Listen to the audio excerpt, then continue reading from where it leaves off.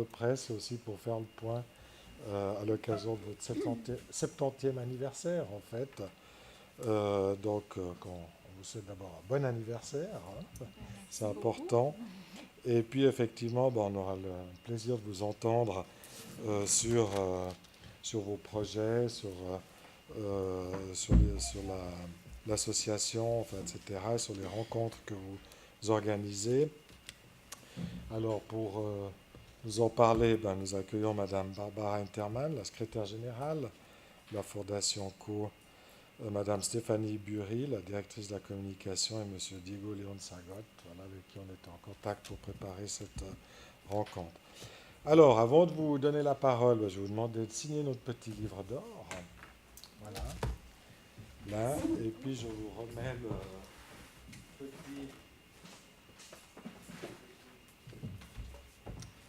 petit souvenir du Club La Presse et de la Fondation Cartooning for Peace, c'est le catalogue de dessins que nous avons inauguré au mois de mai sur le quai Wilson avec les dessinateurs du dessinateur. Merci beaucoup.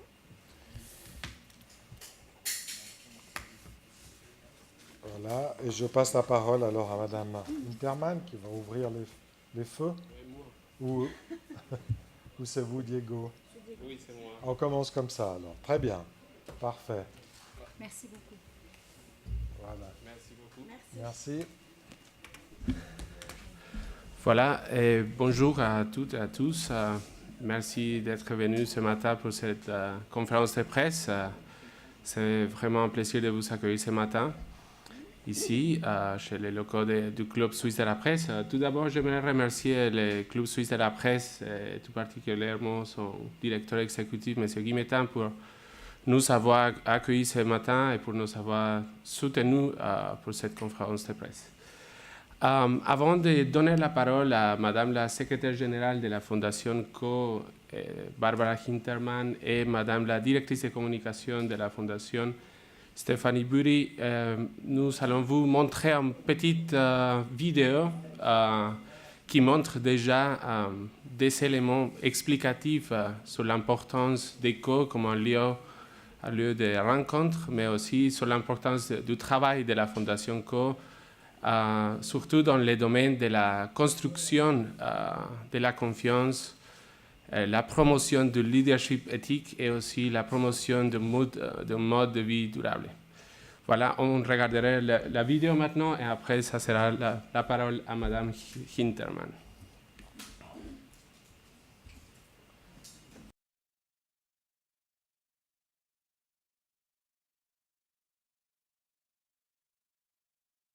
What is needed in order for this world to be just, peaceful, and sustainable?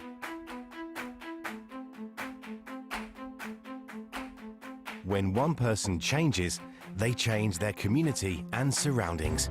A community of change can change a society.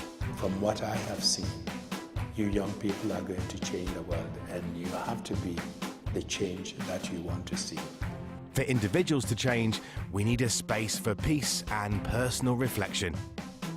I'm always in search of a place for peace. What we have is different people with different views, different philosophies, different ideas. They also need that safe operating space, that safe space for ideas generation. Co provides that place of peace for personal transformation and ideas generation. Overlooking Lake Geneva in Switzerland, Co began its life as a hotel for the rich and famous. After the Second World War, 99 Swiss families sold their possessions to buy the former Co Palace, creating a unique space for Europe to reconcile after World War II. When I look at the history of this place, and that 60 years ago you had Konrad Adenauer sitting there, and leaders of the French resistance sitting there, everything is possible if we have the minds and hearts at work simultaneously to bring that about. And we should be inspired by this place for that reason. Attended by tens of thousands of people over the last 7 decades for conferences, the Co Palace is owned by the Co Initiatives of Change, a Swiss charitable foundation supported by donations, The Co Foundation is dedicated to the principles of building a just, peaceful and sustainable world. The Co Foundation has been creatively engaged in positive change and transformation for over 70 years. Global leaders in politics, government, business, finance and civil society have attended Co conferences, reflecting their personal and professional commitments to the aims and goals of the Co Foundation. For all our technology, for all our sophistication, I believe that it's the values and character of the leadership that counts. Each summer, for 2 months, over 1,500 people come from all over the world to explore the link between personal and global change. What I love about Co is that people came knowing that the expectation was not that this was going to be head knowledge, academia. This was going to be looking inside deeply and dealing with your own conflicts and listening to the deep, painful stories of other people and other cultures. And in that process, becoming a bigger person, becoming a better person, and ultimately then, I believe, a better peace builder, a better facilitator, someone who can put into practice what they've learned. Here in Co, I met for the first time. I was in the same room with an Israeli woman. It was very emotional. I didn't want to leave this program just because I was like confronted with my issues. No, I have to deal with my issues. I have to deal with this anger. And probably every single one of us in Lebanon and even in Israel should deal with their fears, their anger, their emotions, and then we could probably confront each other. Not confront, like be together and work together. Where do I need to mend a relationship that's not going on well? Where do I need to apologize because of things that I did that are not pleasant? Where do I need to forgive and forgive unconditionally? Co offers a unique combination of space for personal reflection, service in community, discussion of global issues in a diverse setting, skill development for sustainable solutions, and intercultural networking. I'm taking from here a mustard seed that I hope to water and to nurture. I've recorded certain conferences and plenary sessions, so from there I'll take it back to my workplace. From my workplace I'll share it with my colleagues. My colleagues will bring it into their meetings. From there it will be connections with others. I will maintain a communication base which was initially incepted here in this conference. From there, further projects. Projects then will lead on to movements. It will lead on to creating a better environment, a better developmental social concept. I am inspired for being here because I think that the core initiatives of change really integrate the ethics and values that come from our faiths or from our beliefs into sort of hands-on practical work of building these partnerships. So I am here to share and to learn. So I'm very excited and I think it's such a beautiful place to be.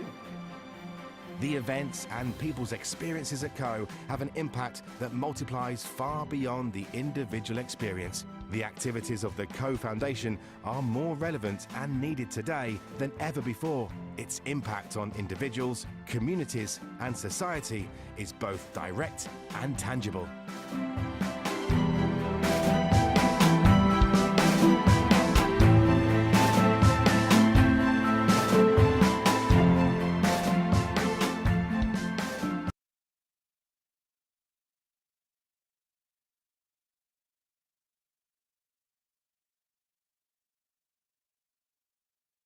Bonjour, alors soyons le changement qu'on aimerait voir dans le monde. Ça, c'était le motto, si j'ose dire, qui a poussé plein de monde pendant ces 70 ans et même avant les 70 ans. Donc avant la création de la Fondation Initiative et Changement ici en Suisse. Notre fondateur, Frank Bourman, qui était un Suisse-américain, un pasteur, il a vu comment le monde s'est mobilisé pour la Deuxième Guerre mondiale et il s'est dit, là où il ne faut absolument pas avoir des compromis, c'est dans les valeurs, dans les principes moraux, si j'ose dire. Et puis, il a créé ce mouvement Initiative et Changement mondial. Je dirais que c'était quand même quelque chose d'assez innovatif dans le sens, il n'y avait pas Internet pour se connecter à l'époque, mais c'était un mouvement qui a grandi un peu partout dans le monde et surtout aussi en Europe. L'Europe qui était en pleine guerre et l'Europe qui était dans une situation assez épouvantable à la fin de la Deuxième Guerre mondiale. Alors, 1946, une centaine de Suisses, des personnalités suisses, entre autres la grande famille Robert Handloser et la famille Motta, ils ont dit Initiative et Changement doit avoir un lieu de rencontre, un lieu qui est éloigné des grandes métropoles, même si on n'a peut-être pas des grandes métropoles en Suisse, qui est dans un espace qui est discret et qui est aussi dans un endroit où on peut sentir l'inspiration. Donc, ils ont acheté l'ancienne Palace Hotel à Caux, qui était en faillite d'ailleurs, et ils l'ont donné à la fondation Co-Initiative et Changement Suisse. Donc depuis, ces magnifiques lieux nous appartient, pas seulement à la fondation, elle appartient au monde et à ces milliers de personnes qui ont passé depuis 1946. Le réseau mondial qui continue à exister, et nous faisons partie de ce réseau Initiative et Changement, organise des conférences, comme plein d'autres, effectivement, à Caux, sur 3 grandes thématiques. Et c'est ces thématiques qui vont nous guider aussi dans les prochaines années. Donc, la première thématique, c'est le ethical leadership, c'est toutes les questions autour de l'éthique, des droits, du respect des droits de l'homme et la responsabilité large dans la société civile, notamment par le secteur privé ou les gouvernements, etc.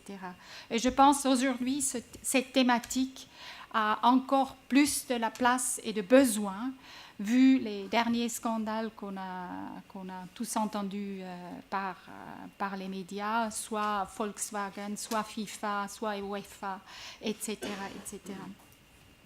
La deuxième grande thématique, ça c'est la vie durable, qui est un peu la parapluie de toutes nos activités. Et la troisième, c'est là où nous avons une grande expérience, c'est la construction de la confiance. Vous trouvez là-dedans des thématiques comme la construction de la paix, la réconciliation, aussi guérir les blessures. Si on ne guérit pas les blessures, comment on peut contribuer à une solution de réconciliation, d'abord la paix et après la réconciliation. Notre expérience là-dedans nous a motivés pour faire le lien avec une thématique très actuelle qui est la thématique de la migration. Donc la construction de la paix, la confiance avec la migration. Et là, nous sommes en train effectivement de travailler avec plusieurs d'autres organisations, mais aussi avec les autorités, sur comment nous, on peut contribuer à aider les communautés ou la population résidente et la population migrante pour trouver la confiance, de dépasser la peur qui existe souvent là-dedans. Alors, à cette occasion-là, j'aimerais mentionner que le 1er juillet, nous avons l'ouverture de nos conférences à Caux, et cette journée est dédiée à notre anniversaire de 70 ans, mais surtout à notre grande expérience dans le domaine, comme j'ai dit, construction de la confiance et la migration. Donc, nous allons avoir 2 personnalités experts dans le domaine, M. Mario Gattiker, notre secrétaire d'État pour la migration pour le gouvernement suisse, et M. William Swing, qui est le directeur général de l'OIM.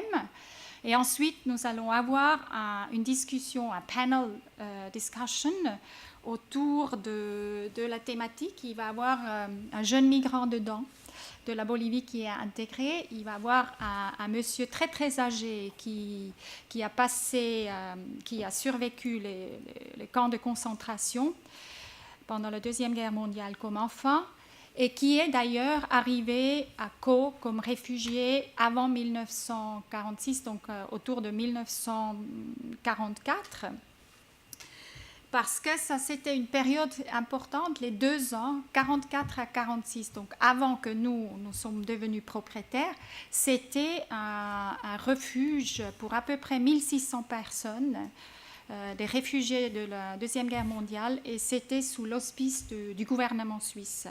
Donc nous avons une histoire à Kau liée à l'accueil des réfugiés. Donc ce monsieur, il sera aussi dans le panel qui va partager son expérience. Aujourd'hui, il vit dans la Grande-Bretagne, c'est un professeur.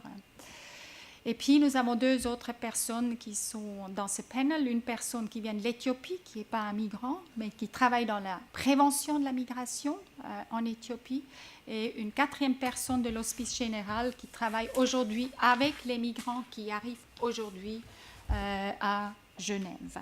Donc je vous invite cordialement à cet événement le 1er juillet. J'aimerais encore mentionner, avant de donner la parole à ma collègue Stéphanie, nous avons des outils très puissants que nous utilisons soit dans les conférences, soit dans la formation, mais aussi dans les dialogues confidentiels que nous offrons, que nous menons, que nous facilitons à Kau, soit nous-mêmes, soit d'autres organisations. Donc c'est un lieu pour un dialogue confidentiel. Comme l'année passée, nous avons facilité le dialogue entre des Ukrainiens et des Russes, mais aussi entre des Arméniens et des Turcs, tous grassroots. Donc on parle vraiment des personnes des différentes communautés. Nous utilisons un outil très très puissant qui s'appelle, ou que moi j'appelle la réflexion silencieuse. Aujourd'hui, nous vivons dans un temps où on n'a plus de temps de réfléchir. Et là, c'est un outil de prendre le recul, de réfléchir à l'intérieur de soi-même. Qu'est-ce que ça signifie pour moi, ce que j'ai entendu? Qu'est-ce que je peux amener comme changement? Qu'est-ce que moi, je dois changer chez moi? Alors, c'est le début. Si moi je change, je suis capable d'amener des changements. Si un leader change, il est l'exemplaire et il va contribuer à des changements plus larges. Donc, c'est le déclencheur de la chaîne de changement, le changement personnel vers un changement plus grand, même global si possible. Donc, cet outil de réflexion silencieuse est très très puissant, et si on l'utilise correctement, je dois dire. Un deuxième outil, c'est le storytelling, c'est les récits personnels. Ça, c'est des personnes, des personnalités, et parfois très haut placées, qui interviennent pendant nos conférences, qui expliquent leurs histoires et comment eux, ils ont dû changer leur vie, leur mode de vie, leur attitude, leurs valeurs probablement aussi, et comment ils ont réussi. Et ça, c'est le motivateur pour plein de personnes d'entendre qu'il y en a quand même des personnalités qui ont fait ce pas, ce premier pas. Donc ça, c'est un deuxième outil très, très, très puissant que nous utilisons. Et à part de ça, nous avons la chance d'avoir le palais à Kau, qui est vraiment un endroit qui inspire. Alors moi, je l'ai vécu moi-même. Quand je suis là-haut, je peux développer des visions, je peux développer des stratégies, et c'est beaucoup plus facile que dans un endroit où on n'a pas cette perspective des montagnes et du lac devant soi. Alors voilà, merci beaucoup. Encore une fois, je vous invite cordialement de venir le 1er juillet ou même pendant les conférences. Tout le monde est bienvenu à Kau. Merci. C'est la parole. Merci beaucoup. Donc, moi, je vais vous parler un peu plus de quelle est la particularité d'une rencontre à Kau. En effet, on est dans une région où il y a beaucoup de conférences, beaucoup de rencontres. Mais ce n'était pas un hasard aussi qu'on a appelé justement en français ces conférences des rencontres de co. Il s'agit plutôt d'une expérience. C'est des événements qui tiennent pendant de 4 à 6 jours et où tout le monde est vraiment à la même échelle. Chaque participant, organisateur, orateur ou oratrice est invité à participer dans la création de la rencontre, mais aussi dans le service. Donc, vous pourriez vous retrouver à servir le thé avec un ancien Premier ministre ou avec un président d'une organisation internationale. Car en effet, nous pensons qu'un changement global est seulement possible si l'importance de chaque personne est reconnue. Donc l'idée est d'inspirer, de former, de mettre en réseau les leaders et les acteurs du changement d'aujourd'hui et de demain. Il s'agit d'apprendre à travers des méthodes très interactives. Et d'ailleurs, en parallèle de ces rencontres, on a aussi une formation pour des jeunes leaders entre 18 et 30 ans et une formation sous forme d'école d'été sur la construction de la paix et la réconciliation. Donc c'est vraiment pour se connecter avec des personnes venant aussi de tous les recoins. Il s'agit aussi de prendre le temps, comme disait Barbara Hinterman, et d'écouter justement des récits et profiter de cet environnement qu'est le Copalace avec la vue qui vraiment inspire. C'est aussi un endroit sûr où on est à des dialogues et des dialogues confidentiels, des fois aussi avec des parties en conflit. C'est donc un lieu où des initiatives se créent. Nous avons 70 ans cette année et c'est une année un peu de reconnaissance du travail qui a été fait, d'initier le changement global avec des initiatives personnelles. Et donc nous avons une initiative qui s'appelle la Femme Artisan de Paix, cette année qui fête ses 25 ans. Ils ont commencé en 91 et sont maintenant présents dans plus de 40 pays. Cette année, il y aura, donc la conférence s'appelle Living Peace, Vivre la paix. Notamment, nous aurons l'occasion d'accueillir le prix Nobel de la paix 2011. Ensuite, nous avons aussi une autre conférence qui s'appelle Confiance et intégrité dans une économie mondialisée, qui fête cette année ses 10 ans et qui est dédiée à catalyser les nouveaux modèles du leadership économique. Et cette année, nous accueillerons Laurence Cockcroft, fondateur de Transparency International, Sir Mark Moody Stewart, vice-président de UN Global Compact, et Jane Ann, présidente de Virgin Money. Vous aurez tous les détails aussi après dans le dossier de presse que vous donnera Digo. Le Forum international des bâtisseurs de la paix offre une plateforme pour réfugiés, migrants et tous ceux qui sont acteurs, qui les accompagnent dans leur chemin, avec un événement public qui s'appellera Comedy for Change et c'est comment est-ce que par la comédie, on peut aussi aborder des thématiques telles que justement la crise mondiale que nous connaissons aujourd'hui.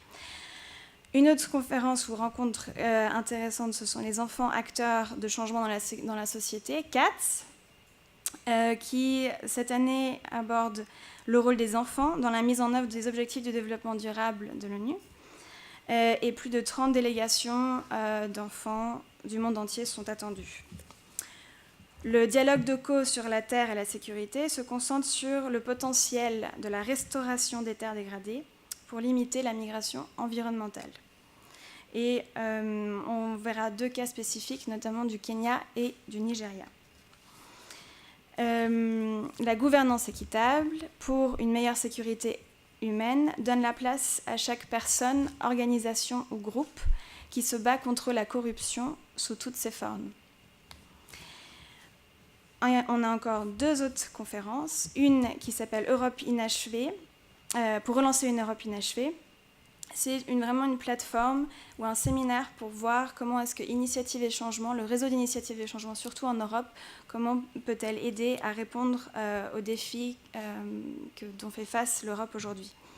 Et finalement, nous terminerons avec Graines d'inspiration. Ça, c'est une rencontre beaucoup plus informelle et c'est vraiment un espace qui donne la place aux participants d'être très créatifs avec des chants, du théâtre, des spectacles, et vraiment juste pour se donner le temps et profiter du moment présent et ben pour connecter. Donc voilà, en gros, ce sont 8 conférences et 8 rencontres que nous aurons cet été. Et vous êtes bien sûr les bienvenus. Merci beaucoup. Merci pour cette présentation. Je ne sais pas si vous... Non, c'est terminé. D'accord, on va passer aux questions. Qu'est-ce qui souhaite intervenir? Peut-être moi j'en avais une quand même, puisque c'est aussi le passé. On vous a connu sous une autre étiquette, effectivement. Ça vous a été... Parfois ça va susciter des débats. Donc il y a une filiation. Enfin, comment vous voyez ça? Et puis en plus, une autre question aussi. L'ouverture que vous faites, effectivement, on voit qu'il y a toutes sortes des personnes, toutes sortes de cultures, de continents, etc. Mais j'ai pas vu beaucoup de Russes ou de Chinois, par exemple. Est-ce qu'il y en a? Est-ce qu'il y a des critères d'admission? Est-ce que, vous voyez ce que je veux dire?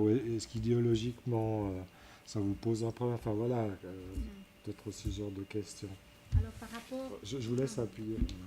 Peut-être par rapport à la dernière question, alors nos rencontres, nos forats, nos séminaires, peu importe, ils sont ouverts à tout le monde. Et puis on cherche en fait la plus grande diversité à Co. Tout d'abord, le groupe, les personnes qui viennent des pays en conflit ou en tension, ça c'est un groupe qui nous intéresse particulièrement parce qu'ils apprennent effectivement. Pas seulement, ils n'entendent pas seulement les speakers, ils apprennent vraiment des outils et des techniques de dialogue et de facilitation. Donc, ils viennent de partout. Maintenant, concernant les Russes, nous avons des Russes participants. Nous avons eu les 2 dernières années et puis nous avons de nouveau cette année. Donc, ce n'est pas un énorme nombre, mais voilà. Et par rapport à la Chine, oui, ça c'est une bonne observation. C'est pas du tout, comme je dis, c'est ouvert à tout le monde. Tout le monde peut s'inscrire. Ce qu'il faut savoir, en Chine, initiative et changement, donc au niveau national, est très, très, quasi inexistant encore. Et on a l'espoir que ça va se développer aussi dans ce pays, comme par exemple au Japon. Initiative et changement est très important dans le secteur privé, notamment au Japon. Mais aujourd'hui, et ça c'est la responsabilité du pays, ça c'est cette philosophie de ce mouvement, c'est des initiatives qui viennent des personnes dans des pays. Mais l'ouverture est là et je pense, moi je souhaiterais beaucoup qu'il y ait dans un avenir aussi des Chinois qui vont participer. Donc c'est sur notre radar, mais pas évident. Voilà. Et la première question? Oui, c'était par rapport au réarmement moral, voilà. Tout ça un peu là. Voilà, c'est vrai, Frank Puchmann a donné le nom, le fondateur, à ce mouvement. À l'époque, c'était plutôt un mouvement. Aujourd'hui, ça va vers une organisation. Réarmement moral, c'est un peu un contre la mobilisation armée pour la Deuxième Guerre mondiale. Je pense que ce nom était assez intéressant à l'époque. On peut débattre ce nom, mais en 2000, notamment le président de Initiative et Changement, Cornelia Sommaruga, il a mené des discussions à l'intérieur du mouvement pour amener ce changement de nom. Moi, personnellement, je pense que c'est un bon choix de changer le nom. Il était plus approprié ce moment-là. Après, évidemment, vous pouvez toujours débattre les noms d'une organisation. Oui. D'accord, très bien. Oui, vas-y. Alors oui, effectivement, j'ai constaté que vous aviez pris grand soin de ne pas mentionner ce terme de réarmement moral qui a pourtant été fondamental dans le mouvement pour la signification de ses origines. Alors bon, donc vous célébrez les 70 ans de cette institution. Qu'est-ce que vous prenez et quel est votre inventaire par rapport au premier temps de ce mouvement, quand même très typé, évangéliste. Qu'est-ce que vous gardez? Apparemment, vous gardez des choses. Et qu'est-ce que vous avez mis de côté par rapport aux premiers temps de ce mouvement?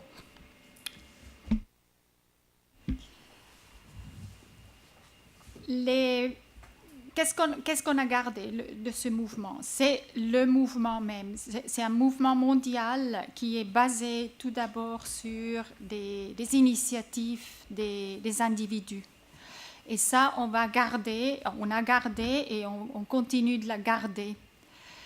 Ce qui va changer dans ce sens-là, c'est plutôt avoir une meilleure coordination entre ces initiatives. Et je pense que ça, c'est absolument nécessaire pour profiter des synergies entre ces initiatives qui existent dans une soixantaine des pays, notamment aussi en Suisse.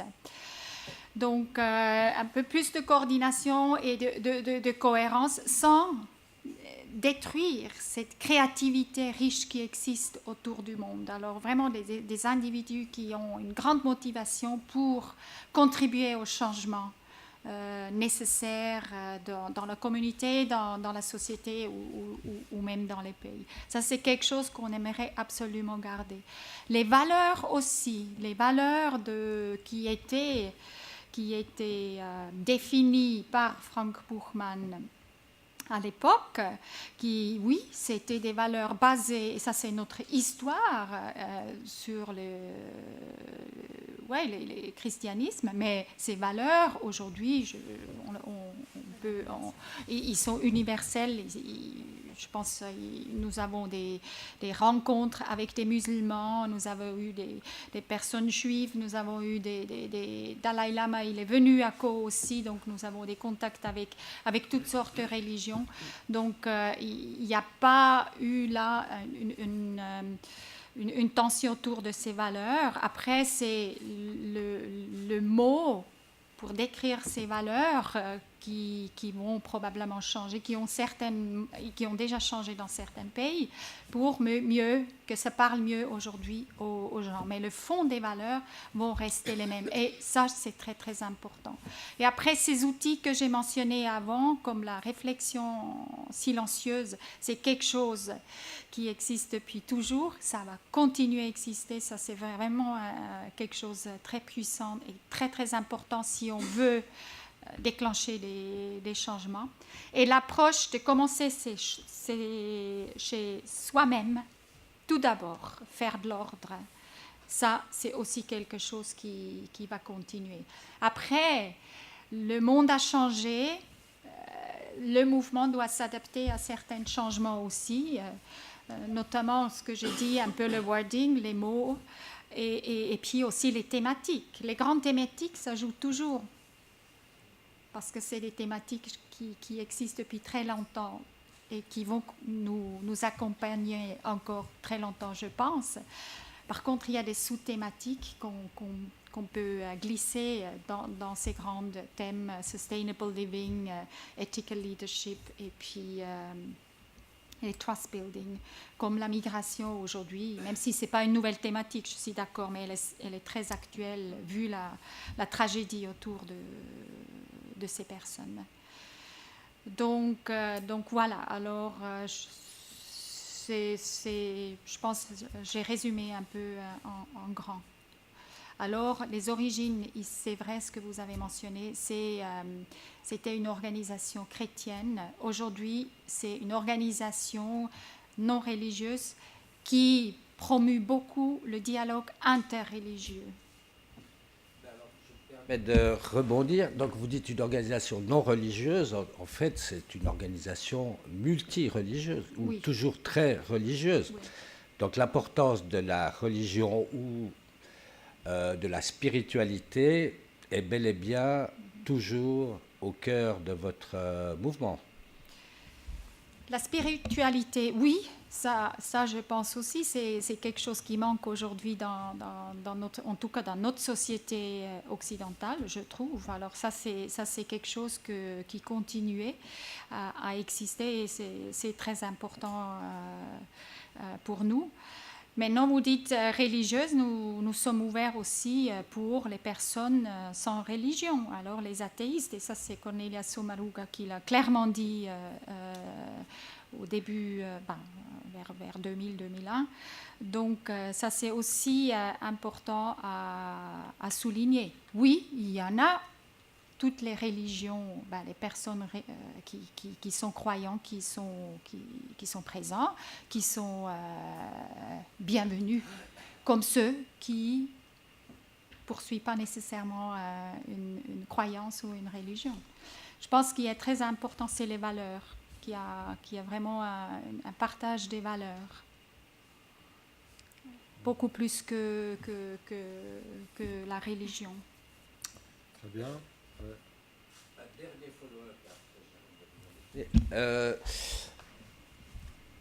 Donc, en fait, ce qui est intéressant, c'est que cet ancrage religieux, enfin méta-religieux, spirituel, ouvert, mais basé sur cette notion religieuse, cette vision religieuse de la vie sur Terre, eh bien, correspond effectivement à ce qu'on appelle un peu hâtivement ce retour du religieux un peu partout dans le monde, que ce soit, on le sait bien, par des mauvais côtés, enfin c'est surtout l'actualité violente qui signale la chose, mais on peut aussi positiver les choses. On sait que cette dimension religieuse reste par exemple très très importante aux États-Unis et plus largement dans tout le continent américain, nord et sud. Mais ce qui peut-être caractérise, si on revient sur l'histoire, c'est que, pour dire les choses clairement, le réarmement moral était aussi, et peut-être surtout, une réponse au matérialisme communiste d'abord, mais éventuellement aussi capitaliste, mais surtout communiste. Et donc, les reproches qui étaient faits à l'époque, c'est que cette vision du changement était un peu naïve, parce qu'au fond, elle ne tenait pas compte du social, autrement dit, de la politique telle qu'elle se déroule. Et d'autre part, les religions, quelles qu'elles soient, sont de nature conservatrice en termes de changements sociaux. Et donc, ça va effectivement très bien avec une notion d'économie libérale sans contrainte. Donc, vous avez l'air d'être parfaitement dans ce courant-là, mais ça pose quand même, certains peuvent s'interroger sur la pertinence d'une telle approche pour changer le monde.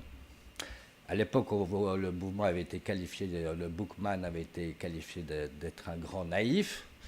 Est-ce que vous n'êtes pas en train de poursuivre cette vision que d'aucuns pourraient qualifier de naïf? Peut-être il faut discuter qu'est-ce que ça veut dire naïf. Je pense chaque initiative, petite initiative d'un individu, d'un groupe, est important. Bien sûr, nous ne sommes pas naïfs, nous savons aussi que nous n'allons pas changer le monde au niveau global. Par contre, chaque petite initiative, comme aussi le CEO de Siemens en Inde l'a dit l'année passée dans notre conférence, lui qui connaît très bien la problématique de corruption, évidemment, et il a souligné ce petit pas qui est important. Moi, j'ai travaillé avant pour une grande institution dans l'humanitaire pendant 20 ans. Évidemment, ça c'est une autre dimension. Par contre, aujourd'hui, quand je vois les engagements des individus dans les différents pays, si on n'a pas ça, alors on peut arrêter, parce que ça amène des petites choses et pas tout de suite visibles, peut-être au niveau plus grand. La naïveté, elle n'est pas là par rapport à nos ambitions. La vision reste qu'on veut, et la vision pour moi c'est un rêve. Et si nous n'avons pas de rêve, ou moi j'ai pas de rêve, si je parle de moi-même, j'aurais un problème de motivation. Notre vision, c'est a just, a peaceful and a sustainable world. Ça, c'est le rêve. Et il nous guide. il nous guide dans notre action, dans notre stratégie, dans nos activités pendant toute l'année. Et voilà, mais nous ne sommes pas les seuls non plus là-dedans. Nous sommes une seule organisation qui travaille dans des initiatives de construction de la paix, des changements et des modèles économiques, etc., qui est un grand défi, évidemment, si on regarde le pouvoir du secteur privé. Par contre, il y en a quand même une multitude des organisations qui travaillent là-dedans et énormément des individus. Donc, c'est l'effort collectif. Nous, on est juste une pièce dans le puzzle, si j'ose dire. Merci pour les questions et les réponses. D'autres Encore Ah, il y en a une là. Attends, on va voilà. Une. Bonjour, Ben Sabel. Je viens ici avec ma casquette de l'appel spirituel de Genève. L'appel spirituel de Genève, qui est une des organisations aussi inspirées par Cornelio Samaruga et d'autres. Ma question concerne la représentation de Initiative et Changement dans le monde. Vous avez une 35 chapitres qui sont à l'étranger, plus maintenant. C'est autour de 40, 45, ça a grandi, oui. 40. Alors justement, quels sont les critères ou quels sont les paramètres avec lesquels on crée une structure régionale ou nationale? Que faut-il faire? Encore une fois, ça c'est vraiment des initiatives individuelles. Une personne qui, je donne un exemple, une personne passe à Caux dans une des conférences, est inspirée pour la première fois de cette idée, retourne dans son pays et puis crée une structure, c'est beaucoup dit, hein. Il n'y a pas dans tous les pays une structure, il y a une sorte de mouvement. Et après, il y a des pays comme UK, la Grande-Bretagne, la France, le Norvège, l'Hollande, etc. Ils ont des structures, ou l'Inde, une grande structure. Hein, c'est aussi une des grandes initiatives et changements. Donc, ils peuvent le créer. Par contre, il faut qu'ils adhèrent aux valeurs et puis qu'ils utilisent les outils que nous avons mentionnés, hein, donc les outils qui déclenchent un changement. Donc, voilà, c'est ça un peu les seuls critères. Après, nous avons aujourd'hui une association internationale, Initiative et Changement. C'est une sorte de fédération qui groupe ces 40 initiatives et changements au niveau national, dont nous sommes membres. La Fondation suisse est membre de cette association internationale. Et là, il y a un lien important par rapport aux principes, par rapport aux méthodologies d'initiatives et changements, par rapport à des programmes qu'on pourrait mener dans leurs activités. Mais là, c'est vraiment une organisation grassroots, c'est bottom-up. Donc, c'est les personnes qui sont motivées et engagées de créer quelque chose. Et c'est comme ça que ça s'est passé aussi en Suisse. Hein. Robert Handloser, M. Motta, c'est eux qui ont créé cette fondation en achetant le Co-Palace comme plateforme qui est mise à disposition pour Initiative et Changement ou anciennement Réarmement moral. Voilà. Et on espère, dans ce sens, que la Chine va, par exemple, aussi commencer à créer une Initiative et Changement. D'accord. Oui, alors...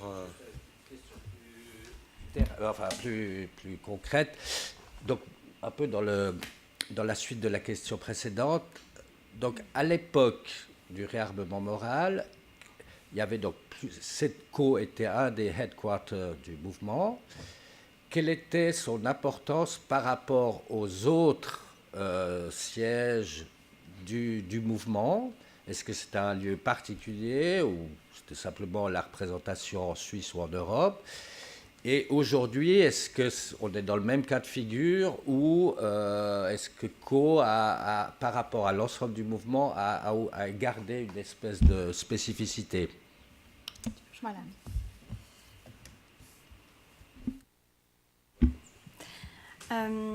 Alors, CO, donc le Co-Palace, était lorsque le